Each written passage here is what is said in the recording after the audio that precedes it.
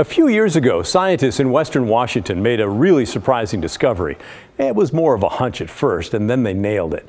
They suspected something among the thousands of chemicals found in local streams was proving lethal to the salmon. During the pandemic, while most of us were thinking about human health, a team was able to link a single chemical from tires, yes, regular car and truck tires, to the decline of coho salmon. Angelique Cajede from our sister station in Seattle has our story.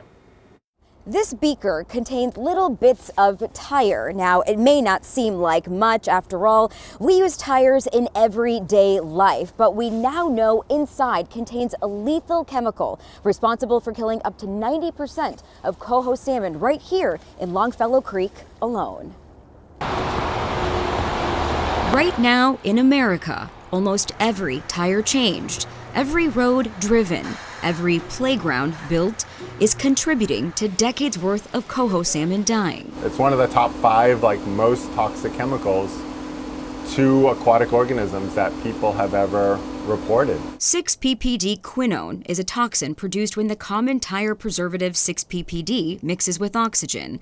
As tires age, the rubber starts to peel off, leaving bits and pieces in their path. When it rains, anything that doesn't soak into soil becomes stormwater pollution, eventually ending up in local waterways where every fall coho salmon return to spawn. They're literally soaking up this chemical that's interfering with how their brains work, and then they're dying before they can get to that next part of the creek in order to lay their eggs. Sean Dixon is the executive director of Puget Soundkeeper Alliance. With the help of hundreds of volunteers, they've been tracking declining coho salmon populations.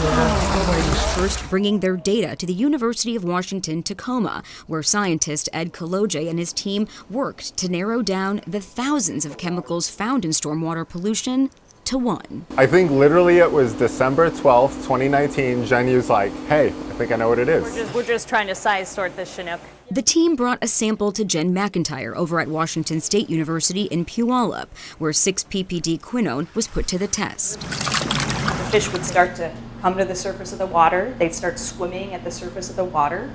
They'd start to lose equilibrium and swim on their sides and upside down, and eventually settle to the bottom of the tank and die. Scientists call the discovery a career-defining moment. Relief and excitement. Pointing to the critical role coho play in maintaining healthy freshwater ecosystems. But the excitement soon faded with the question, now that we know what's killing them, what do we do about it? It's 1 to 2% by weight of every tire on the planet that's been made for 60 years. The U.S. Tire Manufacturers Association addresses 6-PPD on its website, saying in part the chemical adds to driver safety and that more research is needed. But even if they stopped using the chemical, advocates say it could be decades before 6-PPD is completely eradicated. We have to be walking and chewing gum at the same time. Data from WSU shows that when stormwater pollution goes through green infrastructure, like a rain garden, it filters the chemical out. Sean and his team are now fighting for more green treatment solutions near urban creeks, pointing to permits that direct how cities and states handle new toxins in stormwater. The permits today, under the law today, say if you've got a problem, start figuring out how to solve it. Puget Soundkeeper sent intent to sue notices to 5 cities, including Seattle, Burien, Mukilteo, SeaTac, and Normandy Park, for not complying with permits. But Sean says the goal is to work with cities, understanding that solutions are expensive. These folks know that this is a problem, want to help solve it, but this is one issue among many for most of these towns. The hope now is for a stronger response from the state. A petition was sent to the Washington State Department of Ecology asking for more action near Longfellow Creek in West Seattle, which has seen pre-spawn mortality rates nearing 90%. A response from the state was filed saying, in part, the science is clearly making a case that 6-PPD quinone kills.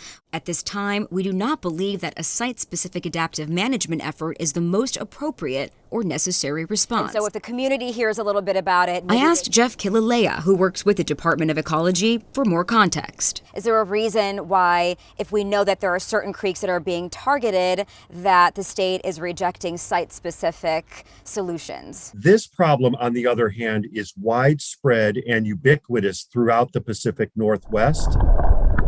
He says they're figuring out how to best use funds received from the legislature to address multiple sites and researching ways to ensure solutions put in place today are effective in the long term. Certainly agree that actions are required to address and install treatment where it's needed. We only disagree on the timing and the mechanisms for that treatment. But it's time, Sean says, that poses the greatest risk. That's something that our salmon can't handle. That's something that our tribal communities don't deserve. That's something that our communities can't wait for. We would love to hear your thoughts on this story. Please let us know what you're thinking about it. Send us an email to thestory@kgw.com or call and leave a voicemail, 503-226-5090. And that brings us to an article that we think is certainly worth your time. It comes from a partnership between OPB and ProPublica titled "Unchecked Pollution is Contaminating the Salmon That Pacific Northwest Tribes Eat." And the subheadline says it all. For decades, the U.S. government has failed to test for dangerous chemicals and metals in fish. So we did, and what we found was alarming for tribes. It was written by Tony Schick at OPB and Maya Miller with ProPublica. They focused on Columbia River Basin and a region that's contaminated by more than a century of agricultural and industrial pollution.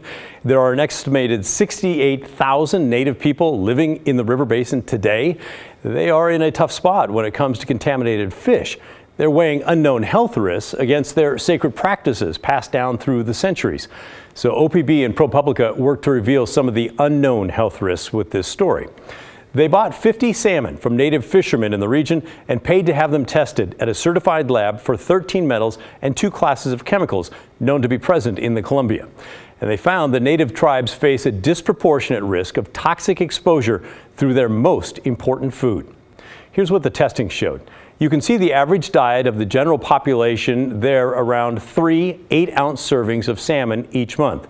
The average tribal member eats closer to 16 of those servings a month, and then a high-end diet of a tribal member would be closer to 60 servings a month.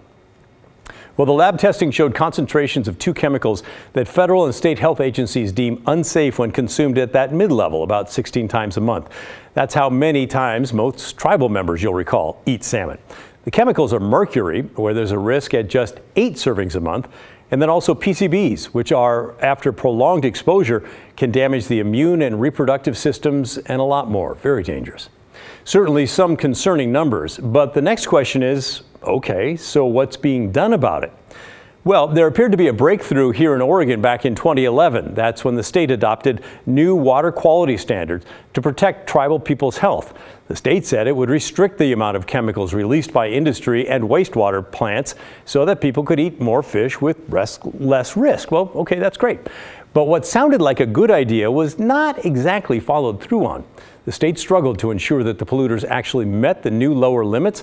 The Oregon Department of Environmental Quality said it just didn't have enough staff to keep pollution permits updated, rendering the new standards pretty much obsolete. In this OPB story that we're telling you about, they asked the state DEQ for evidence if the new standards actually improved water quality. And DEQ basically responded with, we don't really have any evidence. In the story, they say DEQ wrote the agency does not have significant amounts of data on the concentration of bioaccumulative pollutants in the Columbia River and therefore does not have any trend information. So basically, there's no telling if it's done anything to help.